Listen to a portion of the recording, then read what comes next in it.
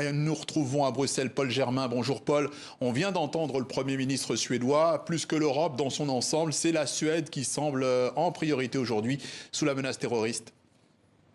Effectivement, Patrice, la Suède est devenue la cible prioritaire des islamistes et il y a quelques mois déjà, le Premier ministre suédois l'avait affirmé, l'avait reconnu. Al-Qaïda avait aussi menacé de s'en prendre à la Suède en accusant ce pays d'avoir pris la tête de la guerre contre l'islam. Alors la raison, c'est qu'il y a quelques mois, les autorités suédoises ont autorisé une manifestation, c'était en juin dernier, au cours de laquelle un chrétien d'Irak, un réfugié, avait décidé de brûler un exemplaire du Coran devant la principale mosquée de Stockholm. Un mois plus tard, il avait décidé de piétiner un autre exemplaire du Coran. Et tout cela avait donc été autorisé par les autorités suédoises au nom de la liberté d'expression. En revanche, les autorités judiciaires belges ne font pas de lien, au stade actuel en tout cas, avec les événements du Proche-Orient, même si là aussi, il faut remarquer que la Suède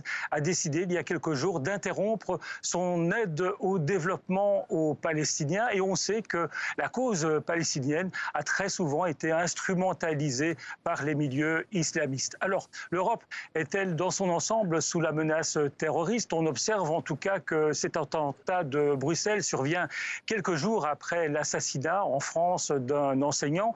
Et Emmanuel Macron a d'ailleurs déclaré ce matin qu'avec cet attentat de Bruxelles, c'est toute l'Europe qui est bousculée. À noter aussi que le Premier ministre suédois a demandé une meilleure coopération entre les 27 au niveau des services de lutte contre le terrorisme. Et enfin, il faut encore ajouter qu'ici, au Parlement européen, il y a eu ce midi une cérémonie d'hommage aux victimes et les drapeaux belges, suédois et européens ont été mis en berne.